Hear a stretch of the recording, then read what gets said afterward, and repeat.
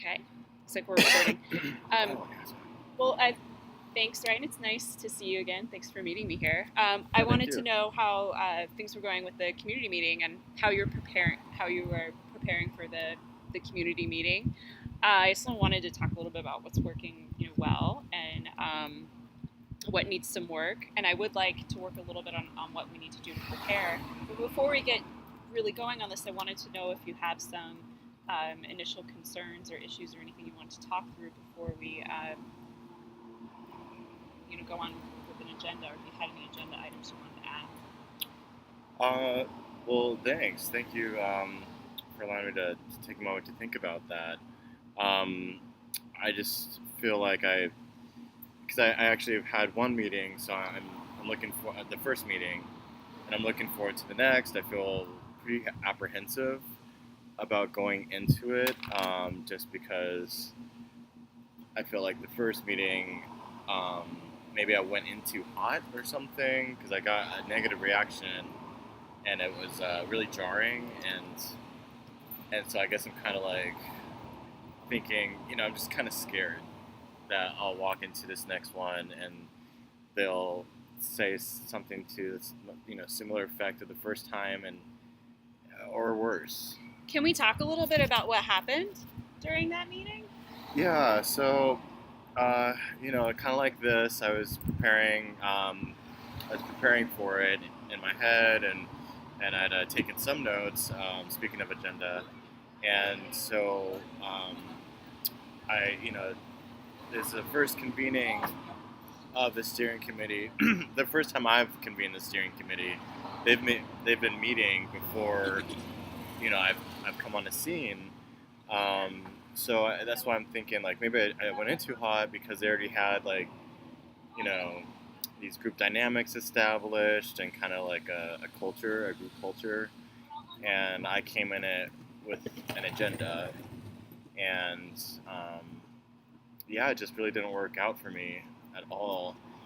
And so, like, for instance, one member, so I kind of like kicked things off and proceeded with this agenda. I had it like laid out for everybody, because I just, it's my first time there, and I want them to understand that um, I am prepared, and I'm willing to, and I'm committed to this. I'm dedicated.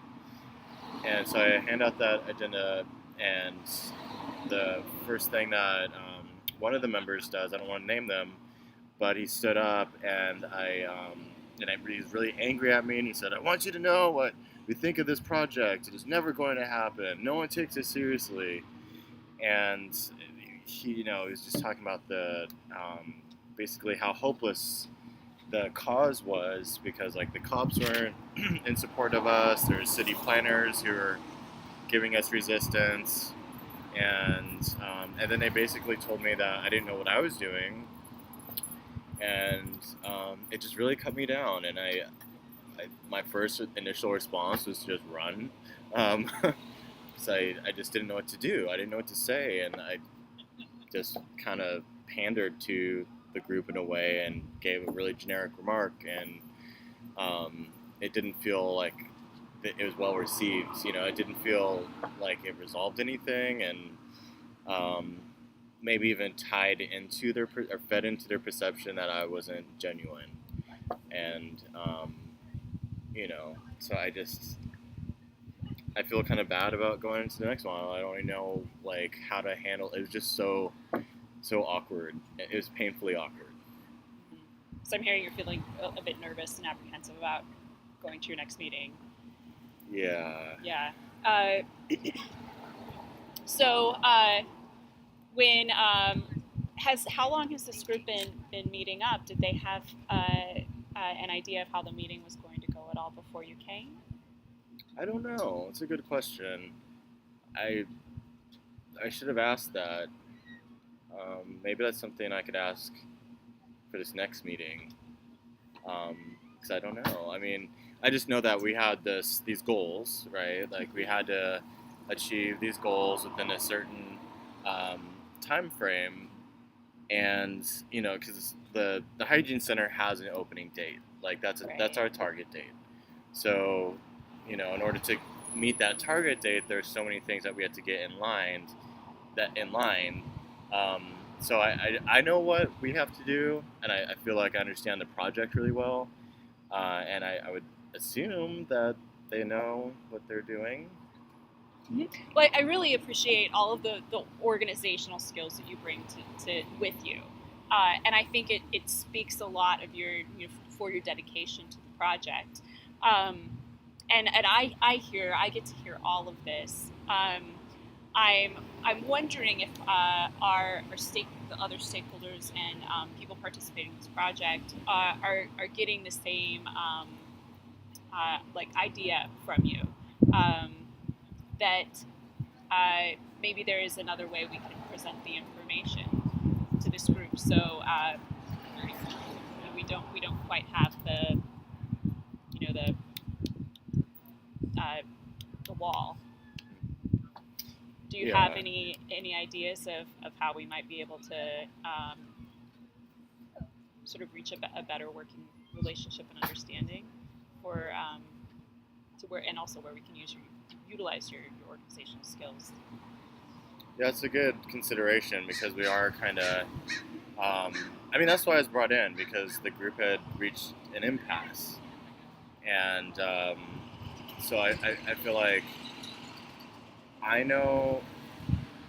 Again, I mean, it goes back. I just really do want to focus on the goals, and it may have been too focused on the goals and those objectives, those outcomes, and not looking so much at more the like relational aspects of working together, um, to accomplish those goals.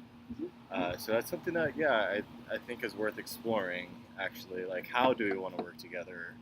What is that working relationship going to look like? What are those communication patterns?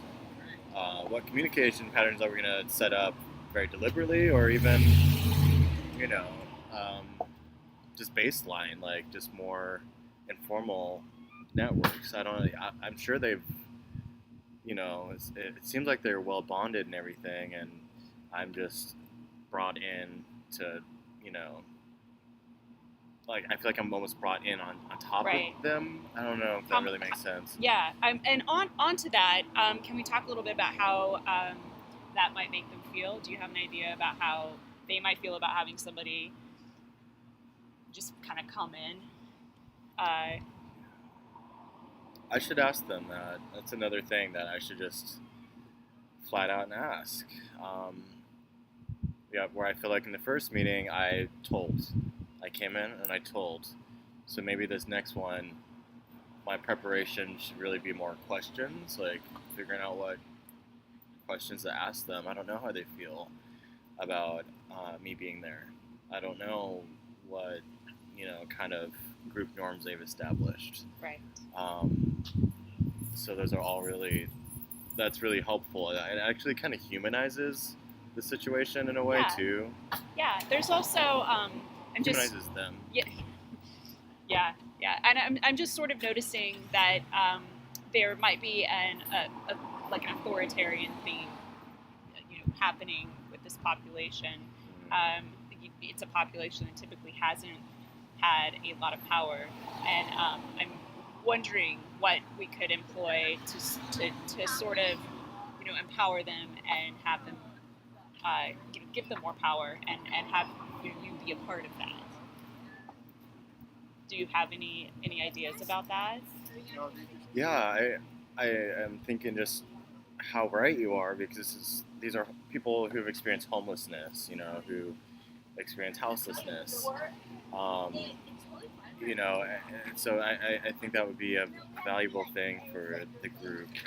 Um, as an agency representative, this is a community group. Like these are community members. So I can understand now that power dynamic already is, that power differential is such that I'm, you know, that there's already an established hierarchy, and I don't want to feed into that.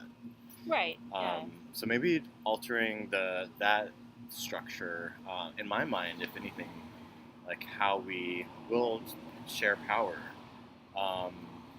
Because I certainly had to report to you and I had to report, to our stakeholders, on the progress. And um, there is going to be that power differential already, that power imbalance. Like that's just inherent. But yeah, doing more to establish more collaborative network, I think would be really helpful. Mhm. Yeah, yeah. It also, I'm just speaking with a bit of a trauma-informed care lens. You are being somewhat of an outsider, and you taking the time to understand their issues and to talk to them might give them some good practice for working with other people that they might see in an authority role, or you know. Um, so I could see that as being really good modeling. Um, and I'm wondering too if when you go to your next meeting, if there's anything that we can do to sort of support you and feeling strong in being all of that. Hmm. Yeah.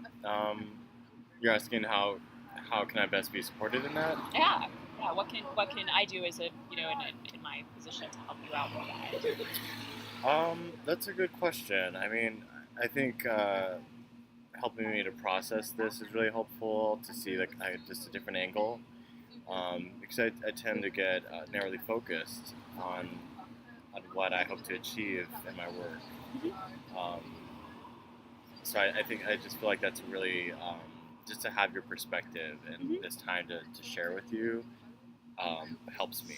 I feel like I can go forward with a better like take on the work now. Yeah. The other thing that I was just thinking about is that you are going to be in this meeting again, and it sounds like you're kind of moving toward okay, so maybe I need to redo this a little bit. Yeah. Are you feeling comfortable with having a conversation about how you kind of want to change your work with them? How are you feeling about that dialogue? I always feel like transparency is, like they say, honesty is the best policy. Right. So I want to go in there and just be honest with them that, hey, I really heard your concerns the last time we met, and I acknowledge that, going forward in that same way might not be helpful for us. So That's great. maybe a team building activity would be helpful, get to know ya kind of thing. Yeah, that sound good? Yeah, I mean, Okay. if you want to practice some role playing too, we can, practice what you want to say to start over again. Is that a helpful technique for you? Yeah. Well, I feel like I can. I feel like I can get in there. I feel like I know what to do to reset the dynamic now. So I mean, just in this conversation is really helpful. I appreciate it. It's awesome. So, how are you feeling about moving forward with this meeting that you have coming up? I'm feeling like the weight has been lifted somehow. It just you helped me to shift my paradigm, and that's really helpful because, like I was saying earlier, I feel like I can approach the group as people instead of a project. They are people. Yeah, it's funny how we can forget that in social work. Yeah. Let's see where we are on time. See how much time we have left.